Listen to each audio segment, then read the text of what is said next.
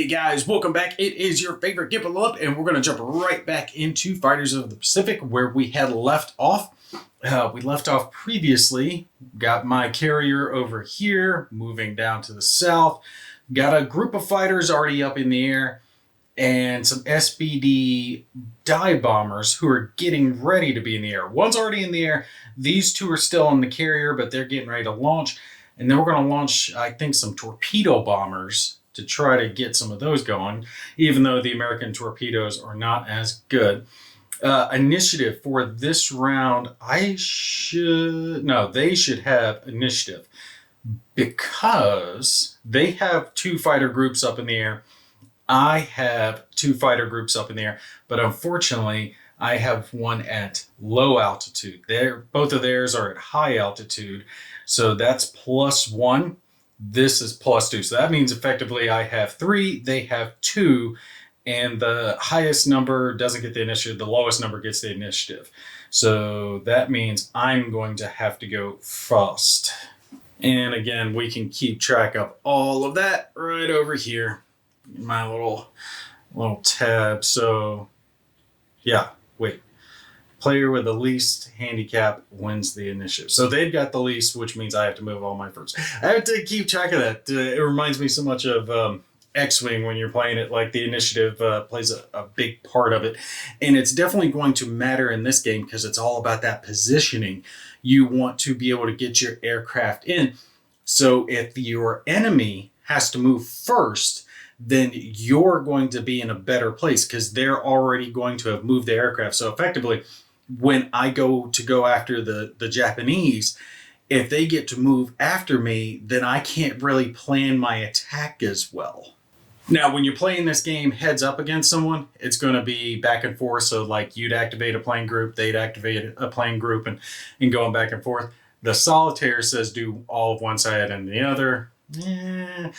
Depending on how this game goes, I might do it the other way from here on out. I kind of like activating one group versus and then back and forth, But we'll have to see how it plays out. Now, I know I want to turn these fighters in, so I think that's what we're going to do. I got to keep them together, and I got to get these bombers together because these bombers are getting ready to launch off the carrier. We got our destroyer moving in. And this one's already launched, so I need to get them in the air, keep him adjacent to them so they're part of the same group so I can activate them together and then start them on because I would like to at least get maybe 2 hits onto the destroyer, take out the destroyer, and have 1 hit left to weaken their carrier. That would be great, but they have to make it over there. All right, so let's just turn in. We're at high altitude. So that's 1 point. Turning in as such. Now they've got 2 movement points left. Well, let's back up. See if I move forward 2 more. Because that's just 1 movement point to turn. They've got 3. I could go up to there. Those guys are coming in that way. Against that destroyer. Yeah, that might work. Cut down south and then come in through this cloud maybe and get out on the valve. So yeah, we're going to try that for now. And we'll see what the AI has them doing. All right, so we'll go ahead and launch these guys. They've only got 2 movement points. Our carrier's going south as it is. So let's just move that south. They've launched. So that's 1.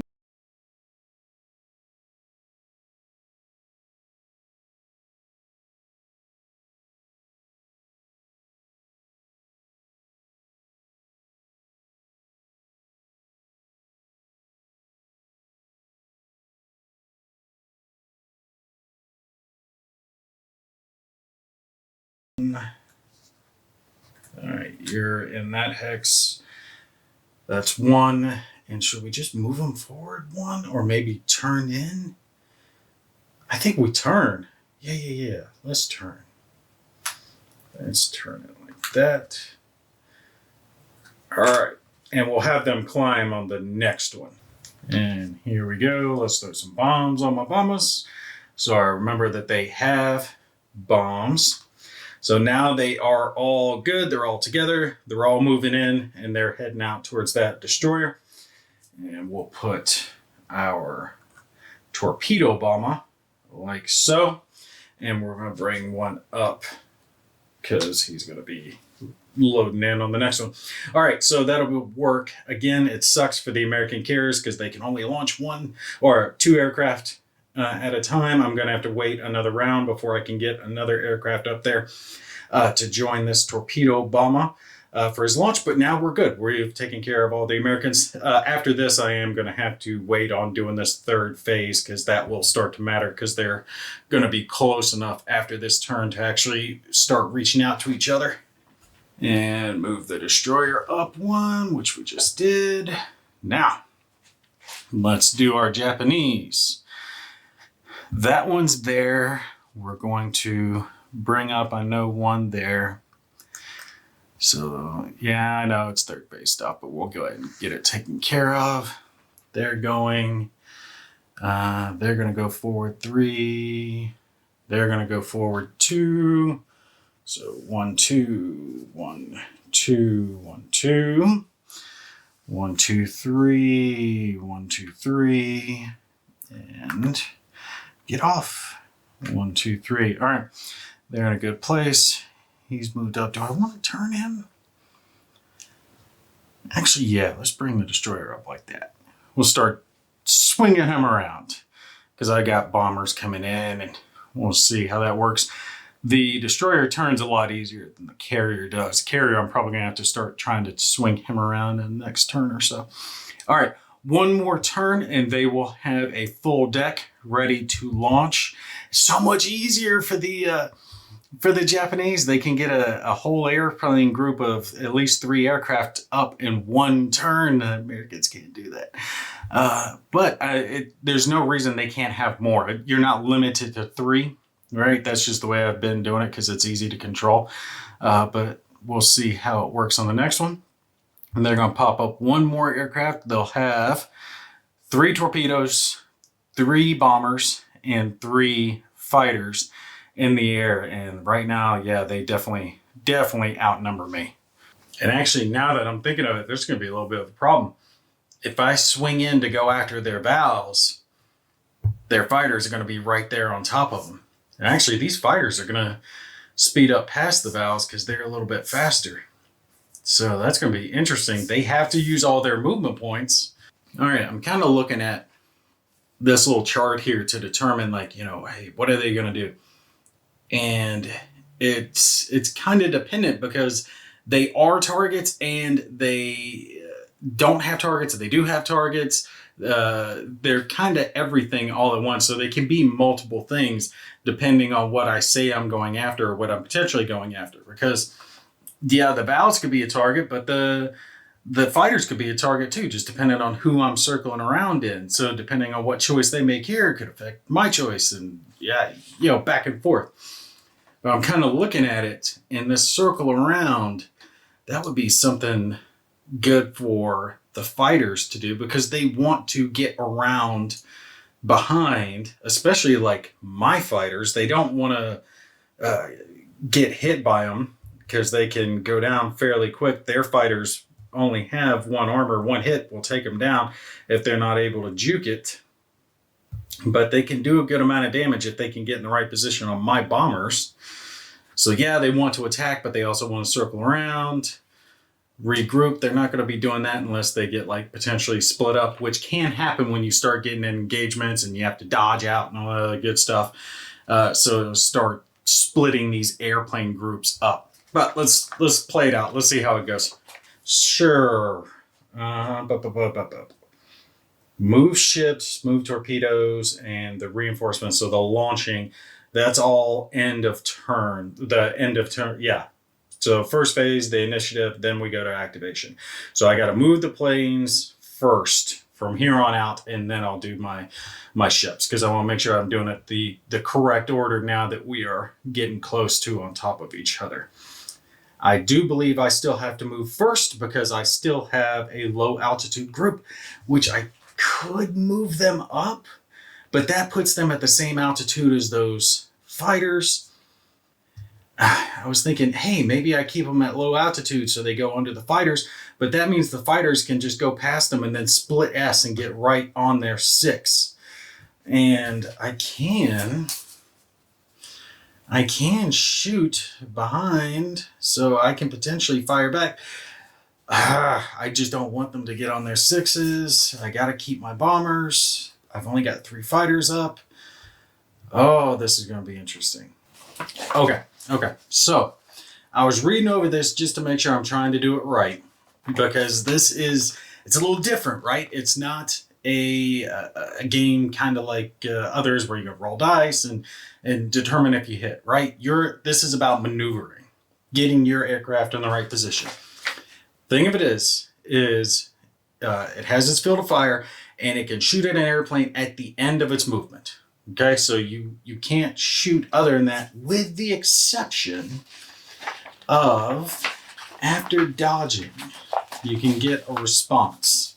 So if an airplane is shot at and survives the damage, it can retaliate as long as the attacker's as the attacker is in its field of fire. The original shooter then takes damage and can be destroyed, and blah, blah, blah. It is possible that an airplane that has just dodged an attack now has an enemy in its own field of fire, and this enemy is, if not activated yet, can also dodge, and in the process of doing so, end up aiming at a target of its own. In this case, resolve first all the dodges, then all the damages while going up the chain. So basically, what I'm interpreting that to be is that when you get someone in a field of fire, they can dodge. And then if they've got someone in their field of fire, they can dodge and da-da-da. And then everyone who has someone in a field of fire, when all dodges are done, get to shoot. That's the way I'm reading this. That's the way it sounds. So that's the way we're going to play this out. We'll see how it goes. But since that is the thing, if I swing around like that, that's not going to do me any good. That's going to be too soon. Because, yeah, they'll be there. But I want to go down farther and catch these guys as they come up. So I think we'll try to maybe use this cloud as cover. So if we go 1, 2, and then 3 to there. 1, 2, 3. 1, 2, 3. Was I there? Should I be there? Yeah, I think that's it. All right, so they're activated. Now we're going to start marking this stuff so I remember. Okay. Now, they can't be shot at. So that leaves only one of my planes vulnerable there for these fighters coming up. So these fighters really have no choice but to push on and then either head in or something else. But hopefully this will cover them and maybe give me a chance to come in on those guys later. We'll have to see. I still got to move these guys. And I think it's just going to be better to get myself up to altitude. Because I can always... Yeah. I can always do something with altitude, right? I can dive down, get a little distance later on, but I can't get that back if I mess it up. Like if I'm just on the deck, if I'm on the lower level as I'm going along, it's harder to climb up than it is to go down. So they're activated. All right, so that's the activation phase. We'll come back over here and we will move our ships and launch more aircraft. First, though, we've got to get these guys going. And I'll tell you what, that white of the high background, right, being at high altitude, it kind of blends in with these zeros. It's not doing the same thing with the Wildcats or any of the others or even the Kates, but these vowels and these zeros, they bleed in that white background. They have a target. They're going for this destroyer. So I think they're going to just keep going on. 1, 2, yeah, because their speed is 2. They got fire around their rear, so they're basically covering all of this here on their 6 and right all the way over to here. actually. And then as their front firepower goes, only there. So, wow. Okay. Yeah, that's actually kind of cool. Their firepower right now surrounding them only doesn't hit this single hex. Because that's a front hex, that's a front hex. Oh no, it doesn't hit this one either. Missed that. So it hits these two and then all the way around over to here. Wow, that's pretty cool. All right, we're going to move these guys up. 1, 2, 1, 2, 1, 2. They're going to keep going on towards their targets. Because with my destroyer moving up one more, they're going to be right there on it to be able to perform some dive bombs or even level bombing if they want on the following turn. Now these guys, that's the question. Okay, so I'm kind of looking on here on this chart to try to go, all right, what is the enemy going to do? The thing of it is they have a target in the essence that they want to target my guys. They're going after my Wildcats or the bombers. So they have a target, but they also are a target. So they're like, I have a target and I am a target, I would say. Now, they don't necessarily have a target yet. I mean, they got stuff they're going after, but I'm kind of leaning towards this and circling around with them. Because otherwise, they're just going to turn straight in. Because let's say the attack works. If I come in on the side of their valves and these guys then come in on the side of me, that should work for them. Yeah. All right. How would I turn these guys the right way? I'm going to turn as such. 1, 1, 1, 2, 3. 2, 3, 2, 3. All right. So they're turning in this way, and their goal is to come around this way. So regardless of which direction I choose to go now, it's not going to go well for me. Because if I continue on towards the valves, then I'm going to have zeros on my 6. If I turn in towards the zeros, now the valves are going to have a straight shot towards my destroyer with nothing stopping them. All right, so let's bring up our TBD. This is moving forward by 1. And I don't believe you have to move your ships in this one, but I have been moving them. I'm going to move him there, and I'm going to go ahead and launch both of these to get them in the air. Next turn, I'll bring up another torpedo bomber to join those guys, because I got a feeling I'm going to be losing my fighters, but we'll see how that goes. So they're up in the air. That takes care of all that. So we'll pull these off. And now we got to do our Japanese. And I'm 1 hex out of range here for AA fire. And what sucks is I know I'm putting myself in the bad position by launching those planes, because now I'm guaranteed to move after the Japanese again on the next turn. And that sucks. And let's move their thing forward, and since they just brought up their last torpedo bomber, we'll go ahead and launch. And I'll put the bomb tokens on those guys on the next turn when I've got them off the carrier. Oh, I just realized doing it the way I was doing it on the previous turns, I was actually getting extra movement out of the planes that were launching, because they were launching and then going ahead and moving. I shouldn't have been doing that with them. Oh, well, it's not a big deal. But now these guys have launched and my 2 have launched. But we're still matched up. 2 high altitude airplane groups and 1 low altitude airplane group. And they are still beating me in the planes that are up in the air. So, all right, I should probably stop here, but I want to get one more round in. So we're going to push this video a little long. All right, let's pull these off. It's activation and shooty time. Now the question is, who am I going after? I'm moving before them. I know I'm going to move these guys up. So we go 1, 2, 1, 2, 1, 2. These are going to turn in 1. Oh, wait. I got to get one more on them. Oh, screw it. I got a feeling I'm going to need more fighters. We're just going to send these 2 torpedo bombers on their own. Yeah, we'll do that with them. And I will launch something else on the next turn, I believe. Because I got a feeling I'm going to need to get as much as I can, but I might be able to turn these guys up and come across as quick as possible and get some torpedoes towards that carrier. Okay, so they are activated. Both of these guys are activated.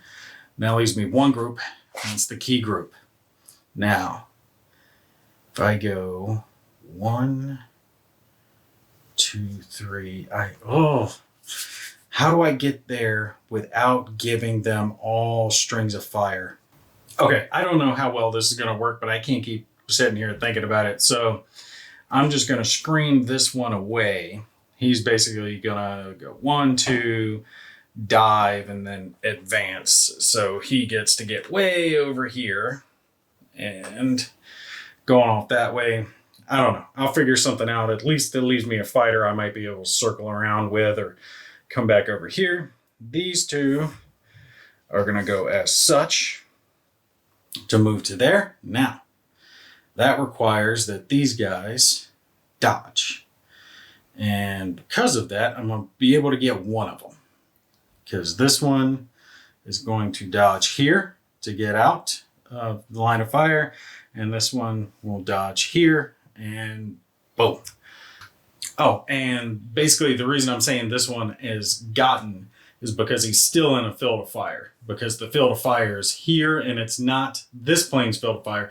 It's this one that is being targeted, right? So he's right there, tries to slide out, but he's still in the field of fire. Other planes are here in the way. Boom. So he does get hit.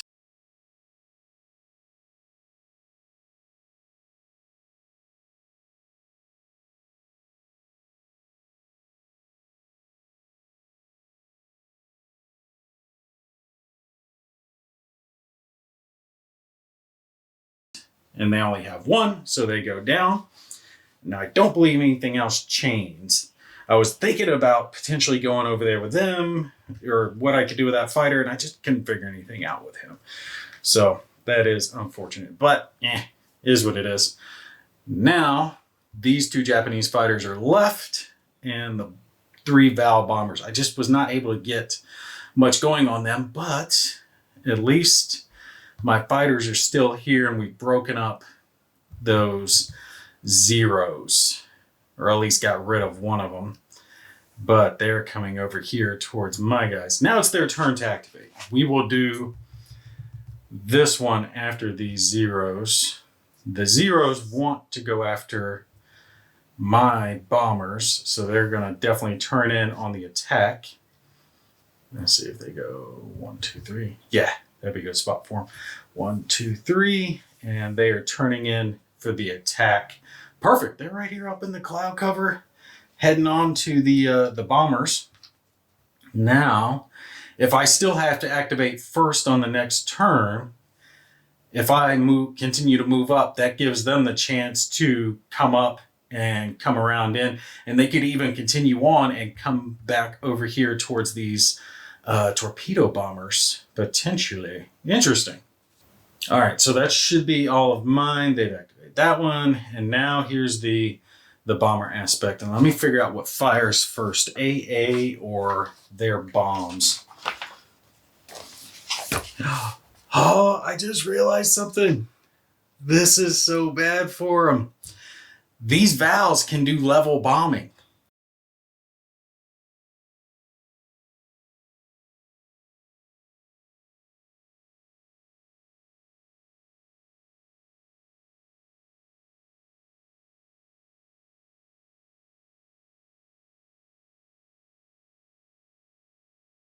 There's no reason for them to dive in, and that AA from a ship only counts as low level, low altitude AA. So when they're at high altitude like this, they can't be touched. They can stay at high altitude and do a level bombing. But they're going to have to wait and get it on the next turn. Yeah, they're not going to be able to. Oh, I'm going to have to turn that destroyer then. Yeah, you see.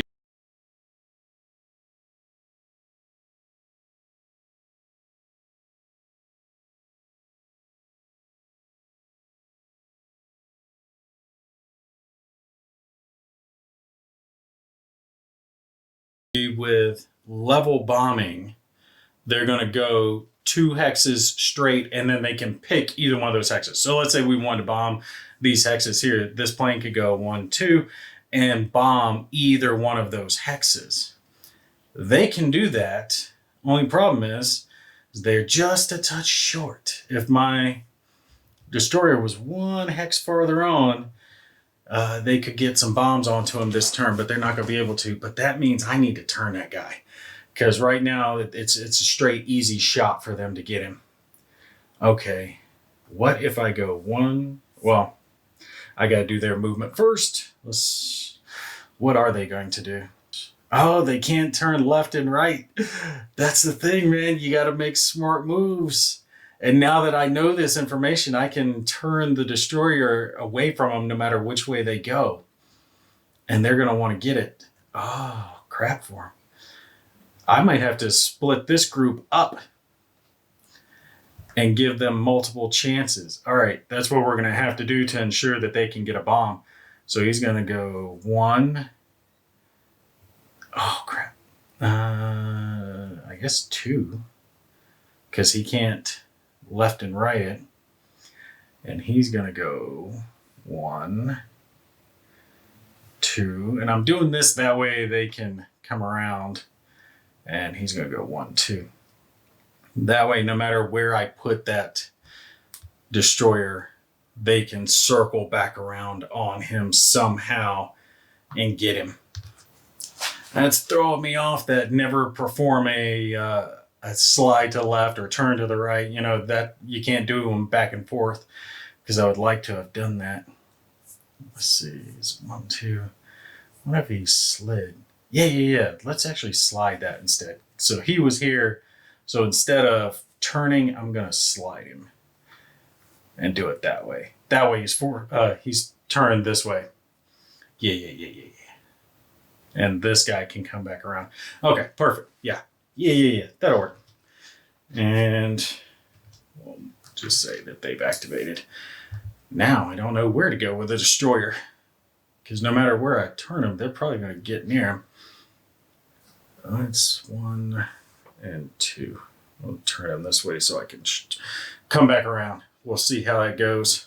Actually, no, that puts him right there. Oh, they're going to be able to get a bomb off. They're going to be able to get a bomb off on the next one. And he has to do an advance. So these two probably won't be able to get bombs off, but that means now they can turn towards the carrier. Shit, I should have probably just let them waste their bombs on the destroyer, because they're going to be able to get my carrier. Well, our first set of attacks have worked out pretty well.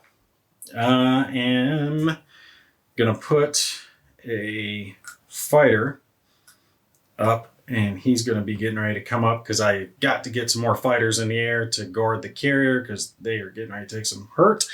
But unfortunately, I've only got 2 fighters left after this one's launched.